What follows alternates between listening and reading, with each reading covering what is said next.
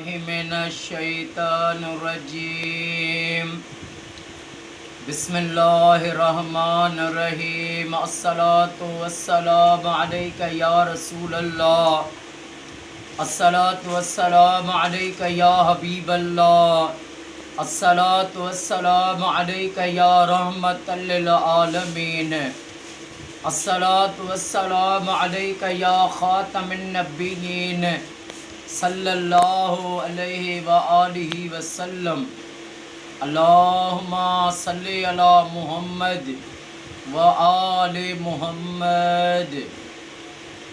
جو بھی میرا بھائی میری بہن میری اس ویڈیو کو دیکھے، اللہ پاک امام سجاد امام زین العابدین علیہ السلام کے صدقے اس کی تمام پریشانیاں دور فرمائے اور اس کی ساری فیملی کو سدا شاد و آباد فرمائے۔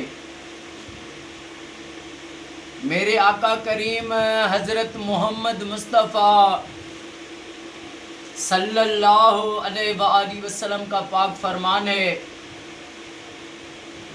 کہ ایک شخص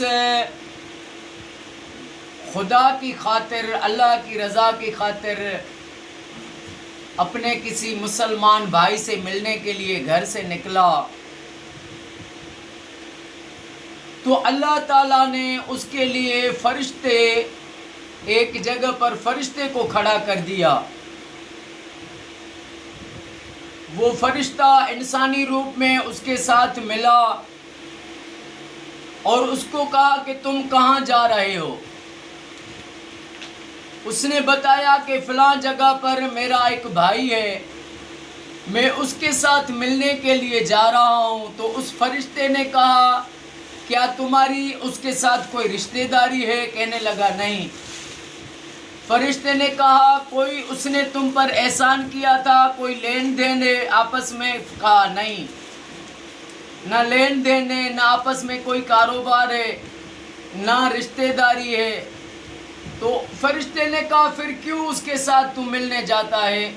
تو اس نے کہا میں صرف خدا کی خاطر اس سے محبت کرتا ہوں، اللہ کے لیے اس کے ساتھ میری محبت ہے، اللہ کی خاطر، اس لیے میں وہاں پر جا رہا ہوں۔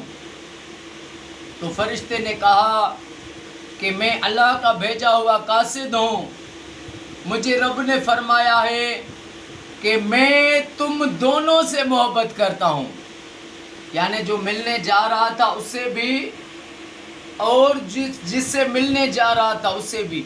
یہ اتنا ثواب ہے خدا کی خاطر کسی کے ساتھ بغیر مقصد کے، بغیر کسی کام کے، خدا کی خاطر، خدا کی رضا کی خاطر کسی سے محبت کرنا۔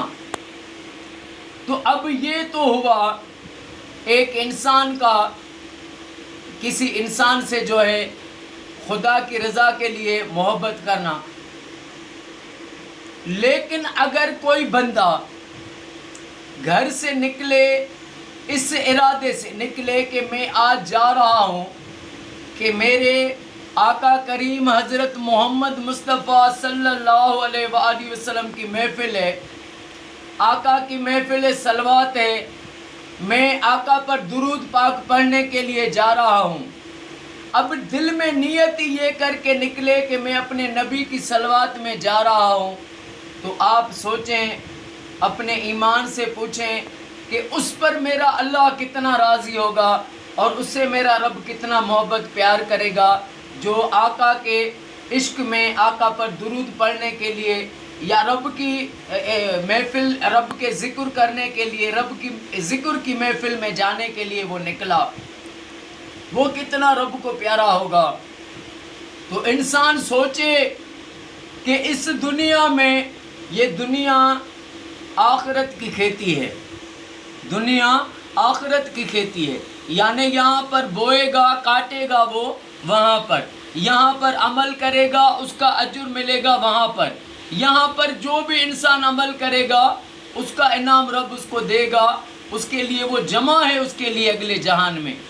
یہ نہ سمجھے، بعض لوگ ایسے ہوتے ہیں جیسے حضرت ابراہیم ادھم سلطان رحمت اللہ علیہ جا رہے تھے تو انہوں نے دیکھا کہ ایک جگہ پر بصرہ کے شہر میں وہ گیا بازار میں، تو لوگوں نے ان سے پوچھا کہ ہم دعائیں تو مانگتے ہیں، قبول ہی اللہ نہیں کرتا۔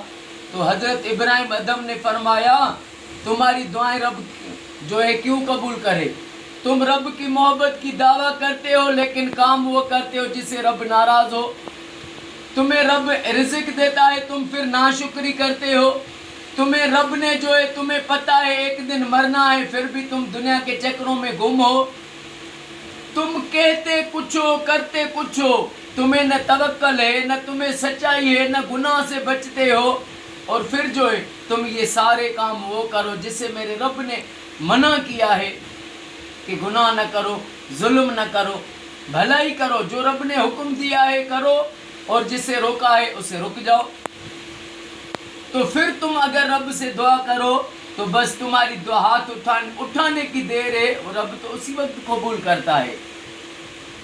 تو اللہ پاک ہمیں ہر وقت اپنے کریم آقا حضرت محمد مصطفیٰ صلی اللہ علیہ وآلہ وسلم پر درود پاک پڑھنے کی سعادت نصیب کرے۔